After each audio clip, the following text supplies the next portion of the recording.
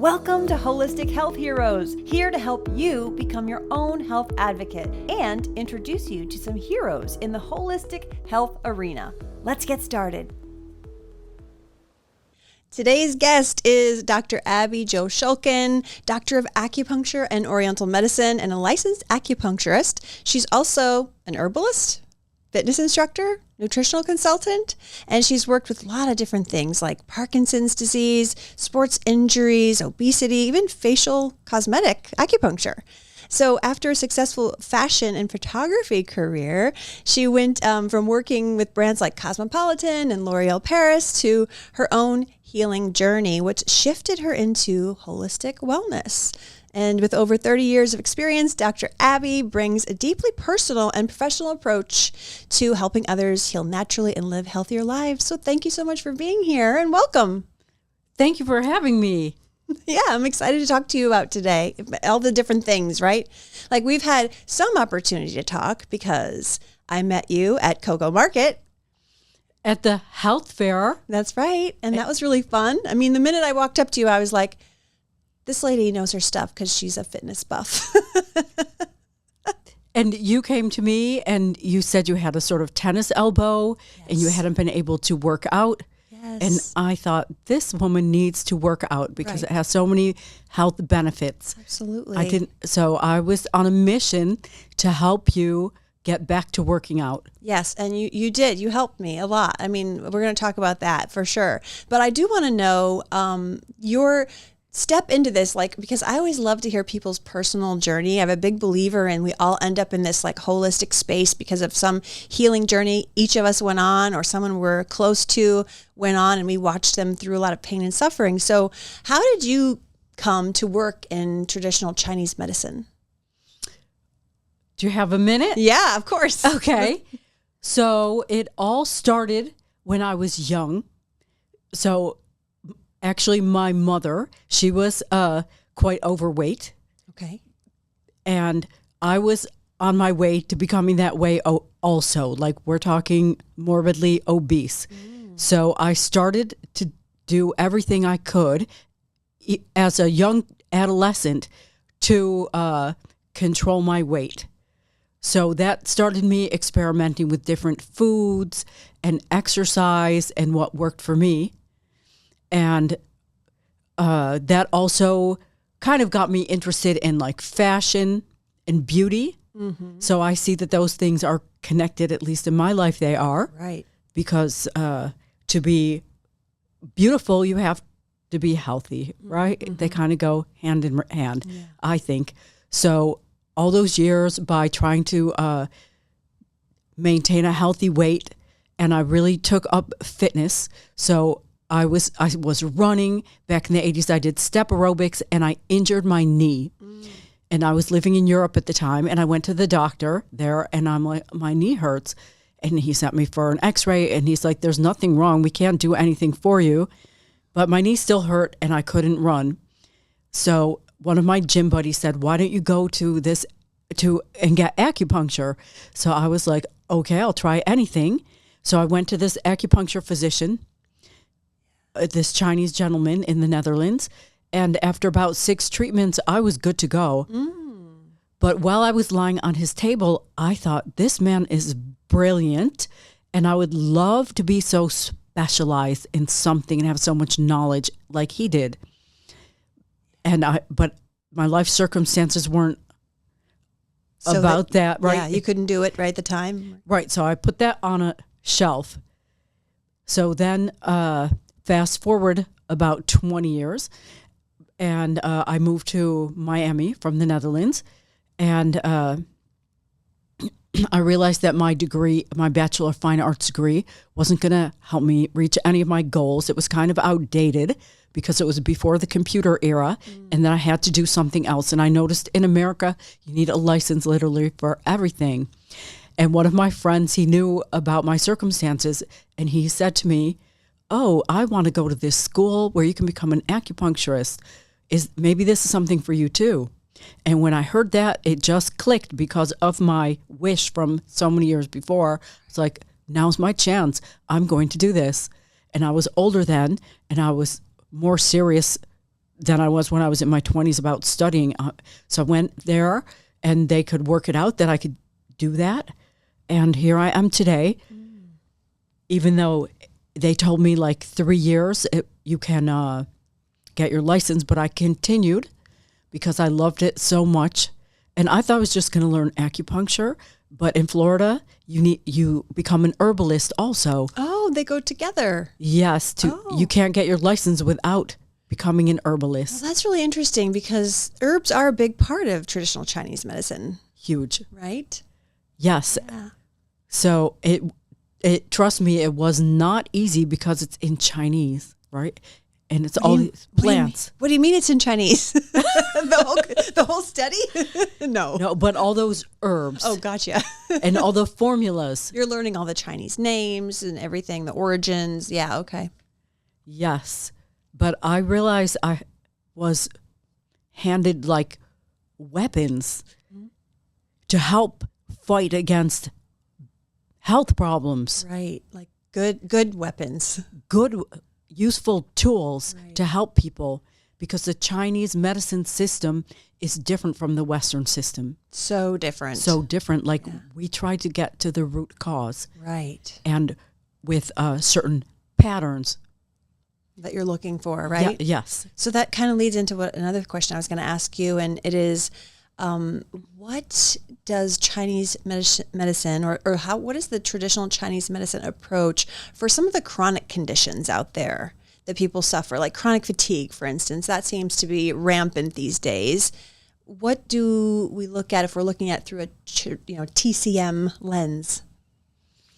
So in TCM, we have this concept of qi, spelled Qi. Mm-hmm. Yes. And this is a sort of life force energy.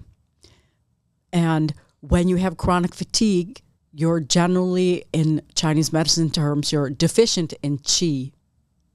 So we would try to tonify your qi by using different herbs and different acupuncture points.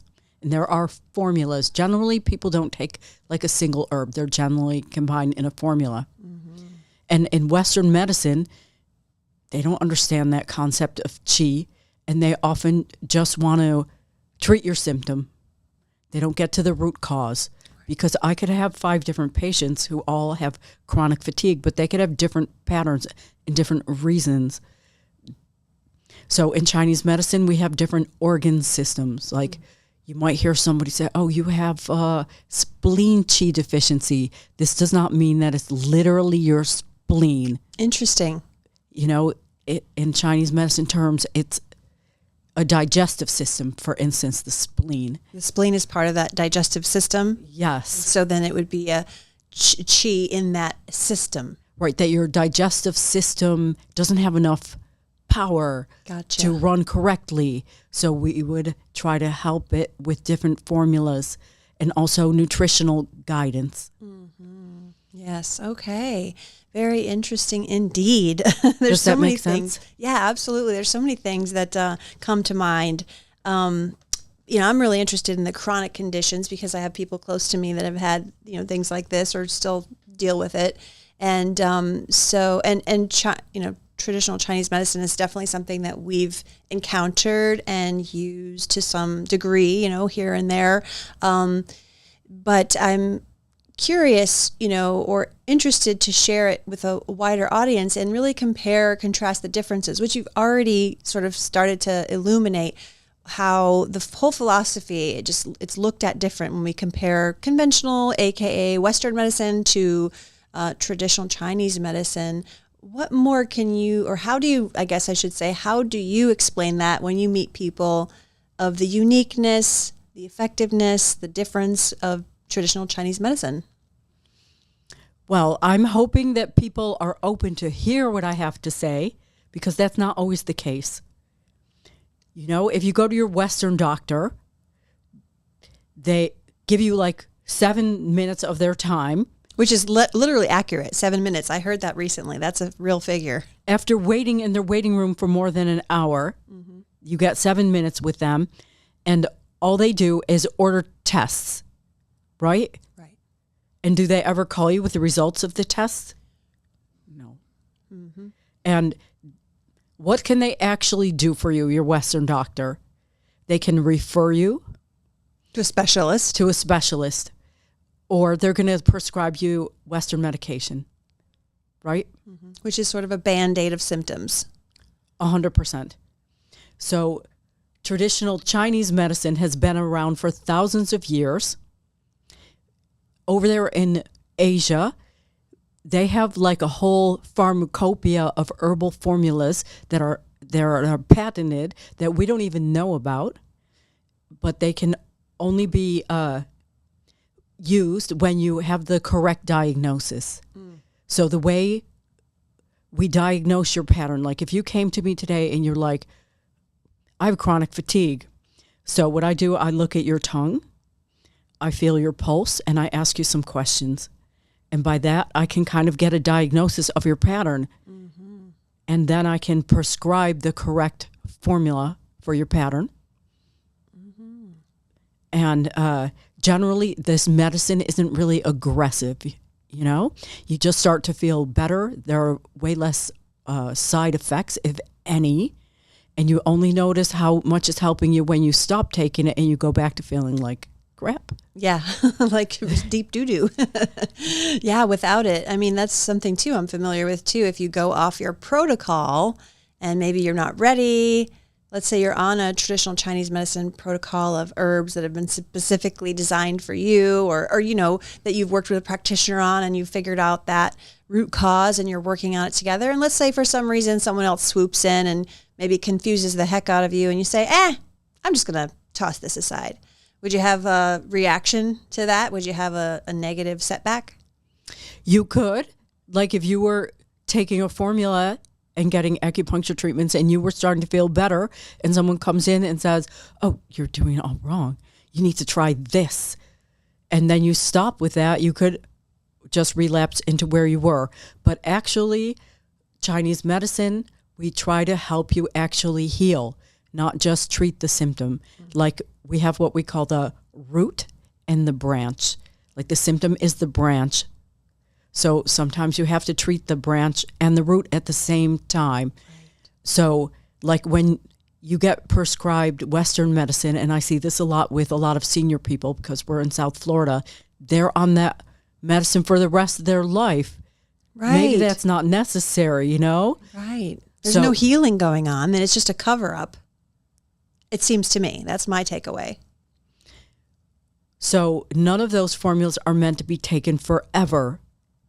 Generally, you get one bottle and you take that and you go back and we see if your pattern's changed and what you need further.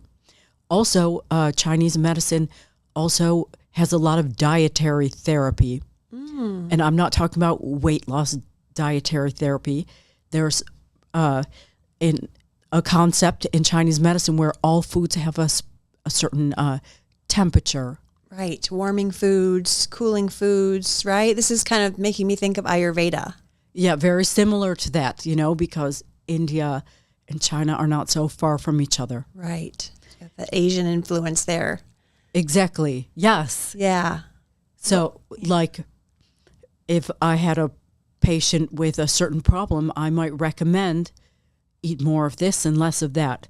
Not to help them lose weight per se, but just to help balance their pattern.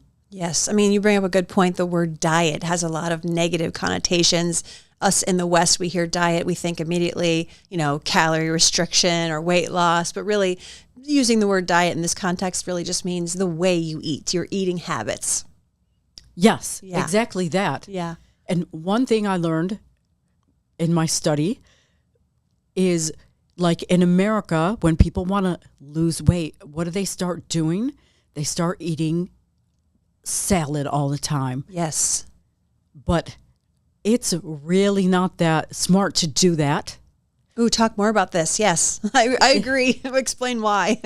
I'm going to explain why. Yeah. This is very taxing for your digestive system. Because you ever notice when you defecate or urinate that the stuff that comes out of you is body temperature. Mm-hmm. So when you ingest food, your body needs to warm it up to body temperature to actually process it and absorb the nutrients. Right. Oh, this is such a good point. So if you are eating something cold or something raw, it takes your body a lot more energy just to break it down to absorb it. So in China, they never serve you ice cold water like they do at a Chinese restaurant here. Right. So interesting. Yeah. That's an American thing. Right. And they always at least blanch the vegetables. They don't eat raw vegetables over there. Right. Right. Because it's very taxing. So if you want to lose weight, vegetables, fine. Your salad, fine. But throw that in a skillet and cook it up and help your body break it down a little bit so you can absorb the nutrients. And I used to think, oh, doesn't cooking it get rid of some of the vitamins? Well, maybe it does, but if you eat it raw, it's very hard to digest. And this brings me to something funny. When I lived in New York City, in this sort of health commune, there was a gentleman, and he only ate raw foods and raw vegetables. Yeah, there are some raw foodies out there, so this is interesting. Yeah. You know, God bless them, and to each their own, do what you think is right. But in my experience, it wouldn't work for me, and I don't recommend it for my patients either. Right. For that reason. It seems, can't we all agree that the extremes are not very suited for this situation? Any extremes, whether it's like overcooked vegetables, you don't want them overcooked and disintegrating. That's not good either. And raw, you don't really want that either. I mean, is there, you know, I always feel like I have to say a caveat here. It's like, well, you know, if you want to eat some raw vegetables, like go for it. But as far as supporting health, getting the nutrients, digestion, really it's optimal to have that heated, you know, steamed at least, you know. Thank you, Kery. That brings up the point of, you know, everything in moderation.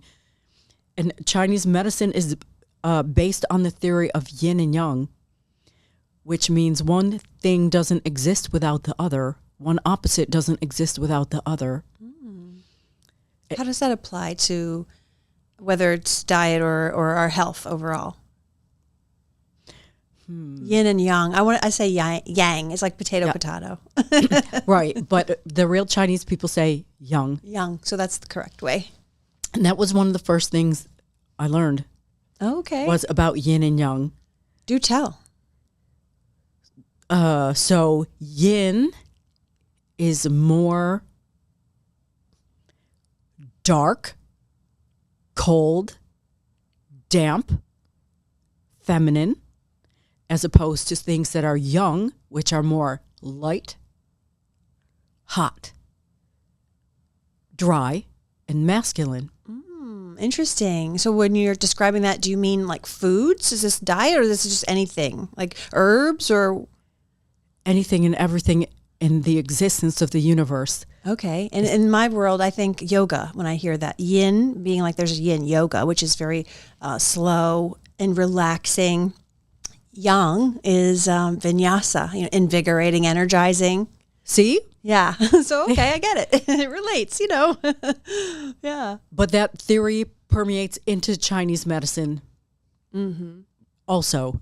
Throughout. Now, you mentioned the tongue earlier, and that was something I wanted to talk about because I find this fascinating. And I think a lot of people that I know in my circle might not really be that familiar with this concept. I remember learning a little bit about it, and I don't remember, you can maybe illuminate. So if you have ridges on the sides of your tongue, that could mean something about different organ systems, right? And could you share a few little tidbits like that so people can think about their tongue? Maybe they're going to look at themselves in the mirror when they get home or, you know, and look at their tongue and examine, see what they can learn from it. The tongue is big in Chinese medicine. It's like one of our most important diagnostic tools because your tongue is the only internal organ that you can see externally. Right. That's a good point. Right? And every part of your body is a microcosm of your whole body, as is the tongue. So when your Chinese medicine practitioner says, oh, let me look at your tongue, they can see so much because we look at the shape, the color, the coating, the color and texture of the coating. And different areas on the tongue represent different organ systems. What does the ridges on the side mean? Do you know? I do know. What is it? Not to put you on the spot, but I'm curious. No, that's fine. So those are like tooth marks. Oh, is that all? No, it means that your digestive system's not really working so well. Mm-hmm. And your tongue is kind of deflated. It's deflated like an empty bike tire. Okay. Because that organ, the digestive organ system, doesn't have enough qi. And the edges of your tongue represent the liver and gallbladder systems. And Systems, not directly those organs. yes. And the color is very important. But if your sides are like orange instead of red, then I recommend going to see your local Chinese medicine practitioner and get some help. Because that could be alarming. Yes. Okay, so we talk about blood in Chinese medicine. You could be like blood deficient, like women, particularly after they've menstruated, can be a little blood deficient. A little anemic. Yeah, that would be like more the Western thing. Terminology for it. Okay. What else can you tell us about the tongue that people could be looking out for? Oh my gosh, the coating. Like some people don't have any coating, and some people have like a white coating or a yellow coating or a greasy coating, and that coating could be like way in the back or in the middle. Some people have like a geographic tongue. Ooh, what's geographic tongue? So like it has coating in certain parts and not in other parts. Interesting. So if you're going to go to your acupuncturist, don't brush the coating off your tongue, because you'll get like a false reading. Ah, okay. So just come in with regular tongue, daily tongue. Daily tongue, yeah.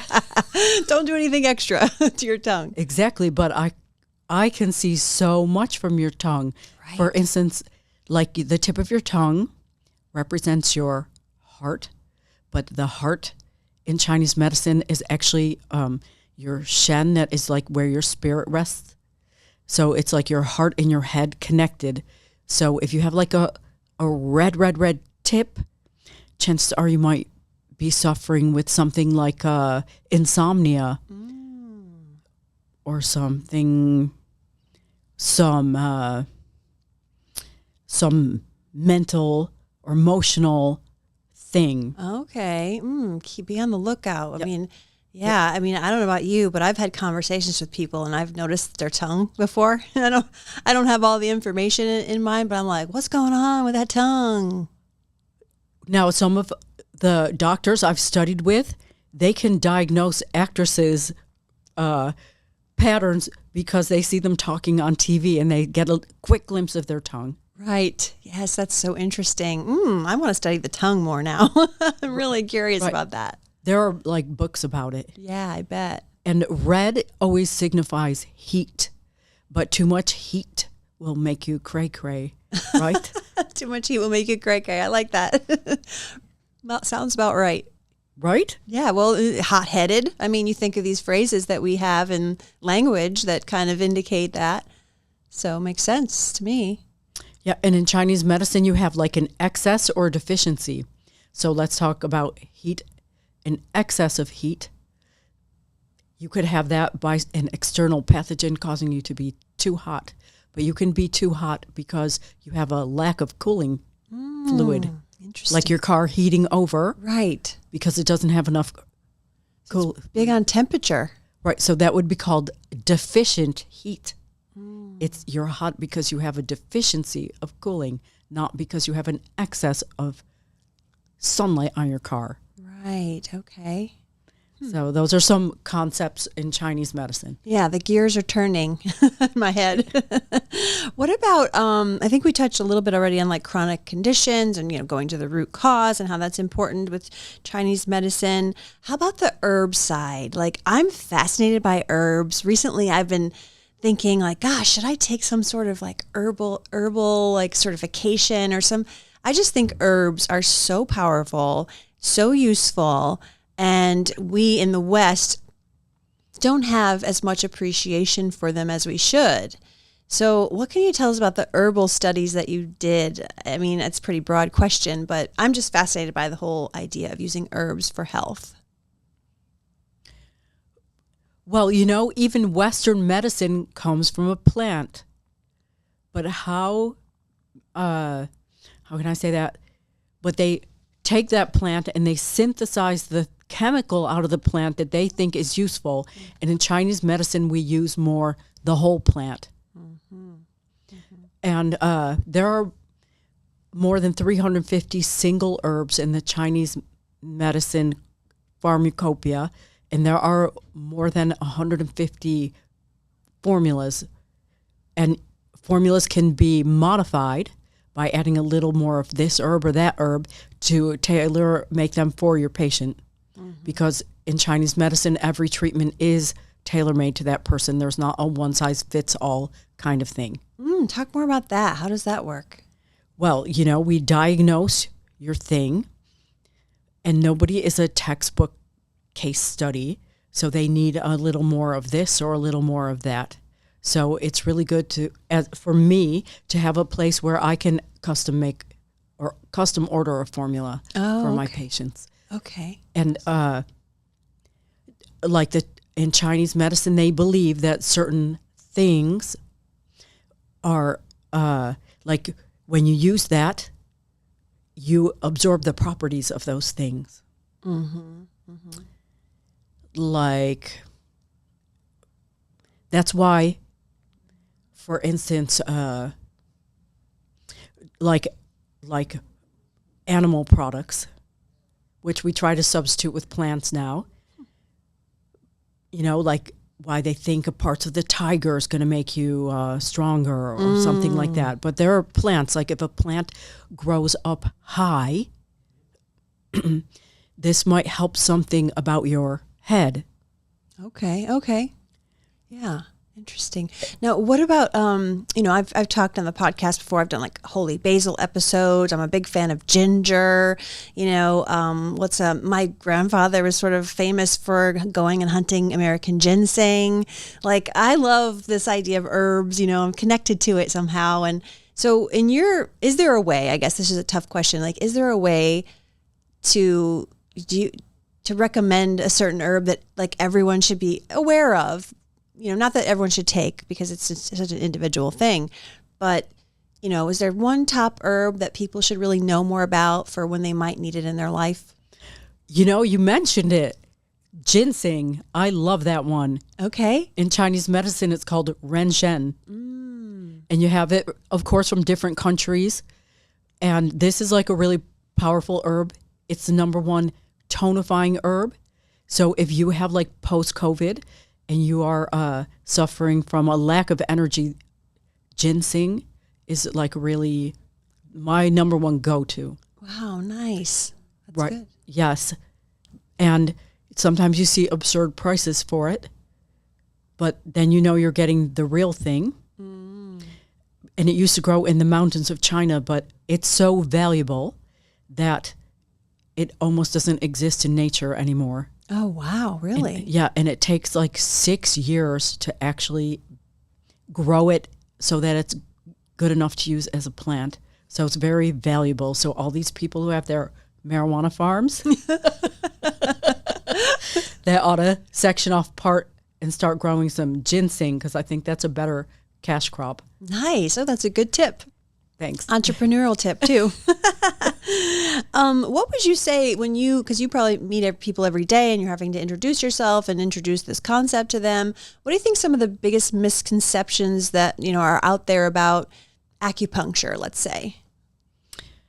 The biggest one is that it hurts and people are afraid of needles. But when they think of needles, they think of like the needle that draws the blood at the hospital. Right. But needles come in different gauges. So that needle is a way bigger gauge, and that needle has like a lumen that is like the hollow tube to transport fluid through. Right. And that one goes into your vein. So when you get acupuncture, the needles are hair fine. And when they're inserted correctly, you don't feel them. And they do not go into your vein for any reason. They go, actually, the acupuncture points are places between veins and joints and muscles.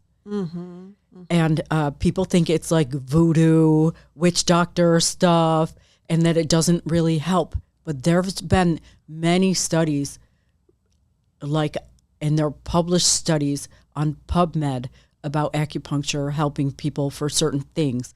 And they've even taken like Western machinery, and they've studied the acupuncture points, and they see that there are more energetic areas on your body, exactly where the acupuncture points are. Mm-hmm. Yeah. And like, for instance, even the different needle sizes within acupuncture, probably, right? Like the ones you use on your body wouldn't be the same ones you'd use on your face, I would imagine. Exactly. That's exactly correct. There are different gauges of acupuncture needles, different brands, even with different kinds of points and different lengths.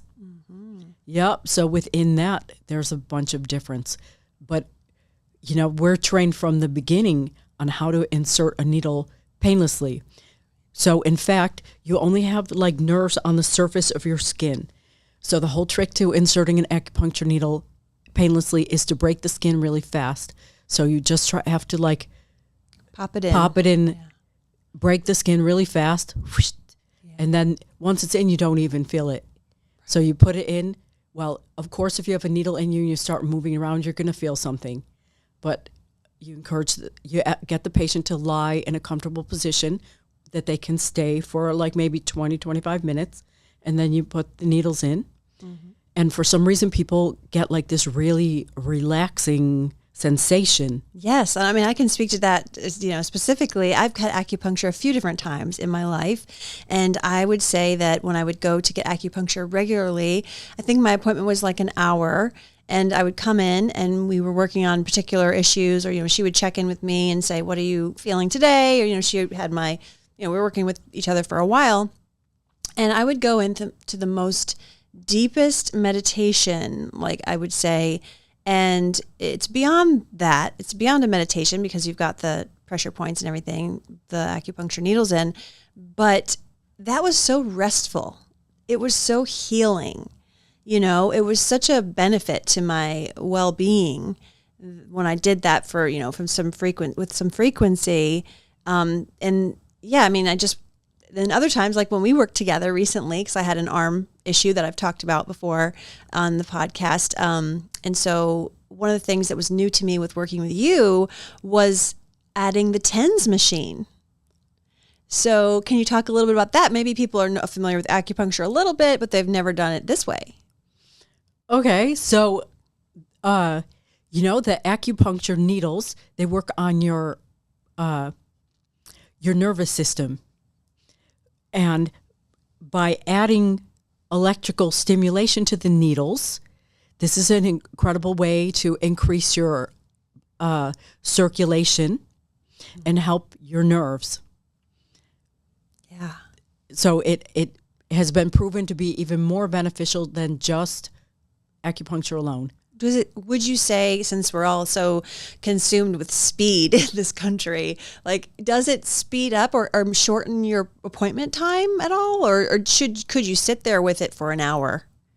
Well, actually, to have the chi circulate through your entire body, it takes about half an hour. Okay. So it might not speed up your appointment time, but I believe it speeds up your healing process. I see. Okay. So it's an additional healing boost when you add the TENS. Yes. Like, it depends what you're going to get acupuncture for. If you're doing it more for an internal thing. Like an organ system? Yes. Okay. Then you don't really need the TENS or the electrical stim machine. But for musculoskeletal issues, it works brilliantly. So that's the difference, because before I was working on a different type of thing, and now I was working on something more acute with my arm injury. Exactly. Okay, great. So that brings us kind of to this world of healing gadgets, which I gotta say, I've become a little bit of a gadget girl. I love all this biohacking stuff that's out there now, and anything that can support us in our wellness overall, our healing journeys. I mean, it seems like everyone's on some type of healing journey, especially when you get to be a certain type of age, right? You have something to heal.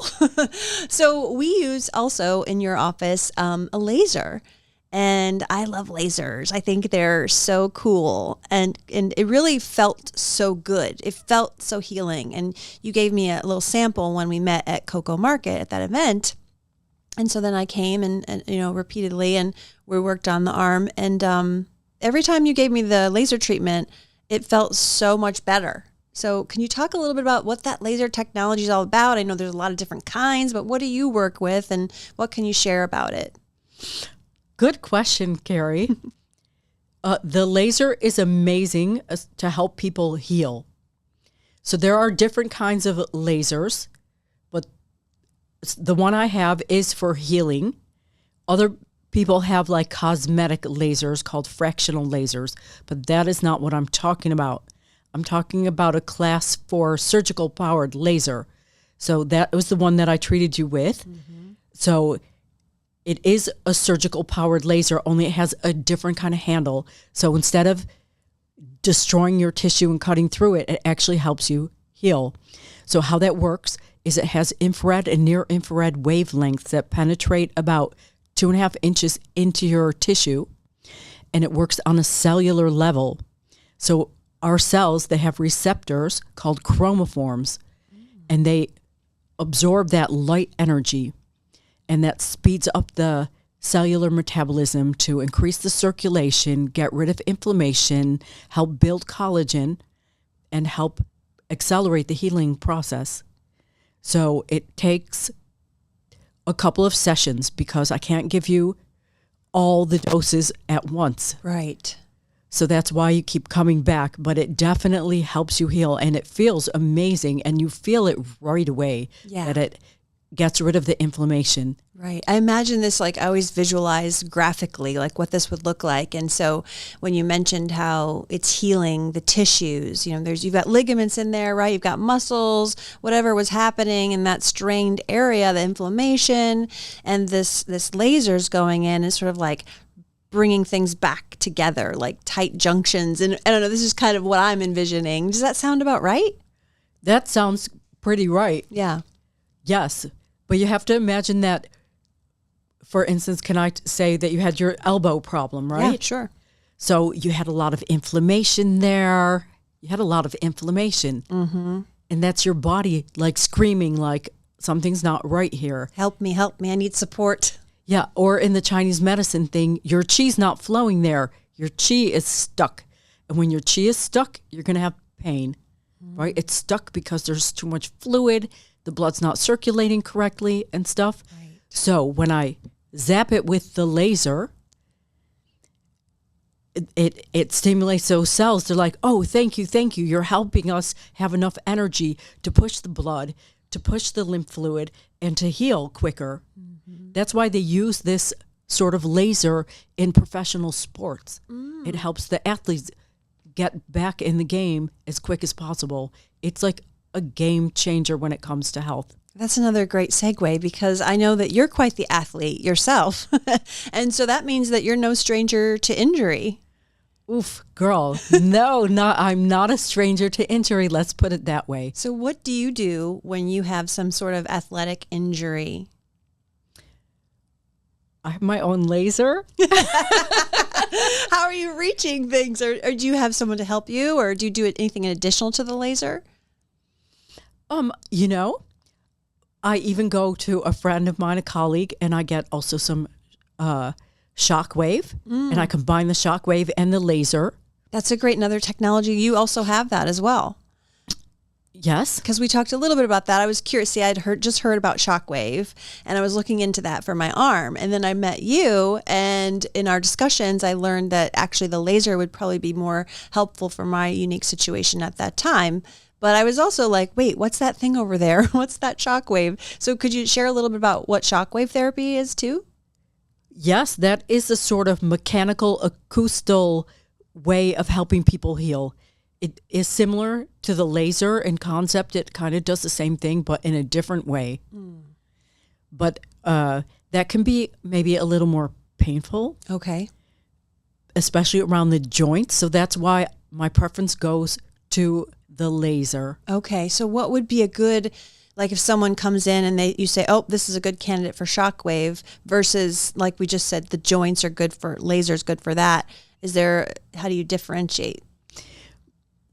So when people have like a bigger surface area with a lot more tissue and not so close to the bone. Okay.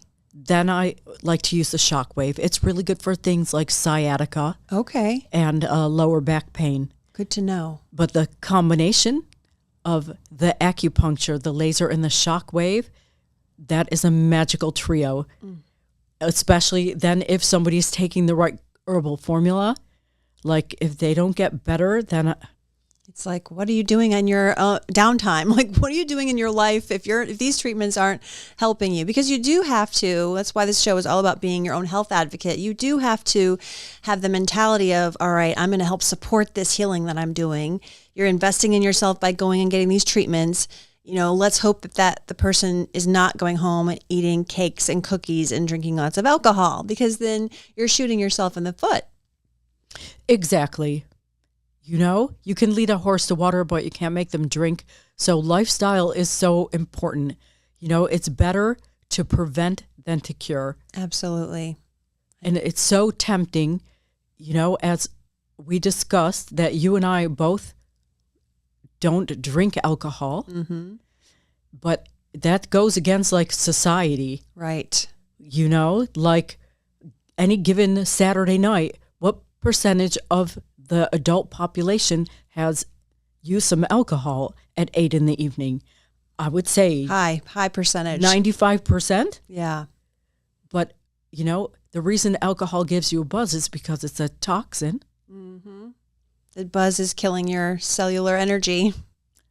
100%. So you can eat as healthy and clean as you want, and then you go and use some alcohol in the weekend, and there goes everything you've been working towards. Yeah. You know, someone recently shared with me about how they have a knee issue. And I think it was suggested to them that they might need a knee replacement. And this is a person in their 40s. So I kind of was like, oh no. But I, of course, not a doctor. I'm not going to prescribe anything. I always like to just share information. But have you had anyone come to you that have had like serious knee problems, or I guess just any great healing story is really what I'm looking for. Maybe that's 2 questions I'm bombarding you with. But first, I guess, you know, knee problems, what do you do about it? Secondly, you know, I'd love to hear a great healing story, someone you've worked with anonymously, of course, where they've used all the great things that you have to offer, or whatever, you know, some of them, and had a great healing journey, healing story. Well, you brought it up, knees. I particularly love to work on people's knees. And at my clinic, I have a slogan: ditch the drugs and skip the scalpel. I love that. So I hope your friend in her 40s, or if it's a him, tries everything first before getting the surgery, because I understand that you have to have the knee replacement redone after time.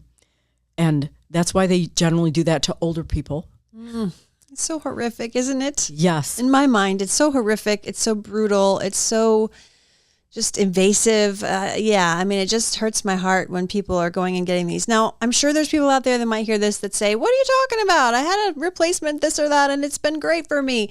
So, you know, kudos to them. Like, good. I want good things for you, whoever you are out there. But at the same time, I'm with you. You know, like, let's do everything we can to maintain, to support our own bodily structures before we go diving in and digging around, because it could potentially cause bigger problems. There you go. There are 3 outcomes for surgery.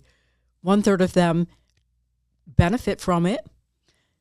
Another 1/3, nothing good happens and nothing bad happens. And the 1/3 have more problems than they had to begin with. But that brings me to one of my patients who I treated for her knee. This was a young lady who was a professional tennis player as a child, ranked really high. And I met her when she was in her late 40s, and she'd gained considerable amount of weight, and her knees were really suffering, and she tried a lot of stuff, and she wanted to avoid getting knee surgery. So she came for a number of treatments, and I did some acupuncture and some laser on her knees. And after a number of visits, she just got better and better. I love that. She left me like a raving review on my website. Good. So really, when I hear people, oh, I'm going to have back surgery, they have to know how many people I see who have failed back surgery. Yeah, so when people are going and they're getting the back surgery, then they're coming to you because it didn't work or they got worse, and then you're hearing of all these people that have had botched back surgeries? Yes. I mean, there are people who have had successful ones. There are plenty of very competent doctors and surgeons out there, and there are people who will benefit from that. But I recommend first try other things before letting somebody take a knife to you. Yes, I'm in agreement that just exhaust all your other options. You know, that's kind of too. It's like, I'm not against anything if it's going to help somebody, you know, but if you haven't done sort of things in the right order, I guess I hate to say it that way, the right order, but, you know, exhaust all your options before you go to such great severe measures. Yeah. And people think, well, you know, I have insurance for the operation, so let me get that instead of maybe trying something unconventional and having to pay out of pocket. But what they don't realize with the insurance, first of all, they have a copay. Mm-hmm. Second of all, what about all that downtime from work? Right. And all the medications and and there's no guarantee that you're going to be better. You might even be worse. So why not just first try other holistic things?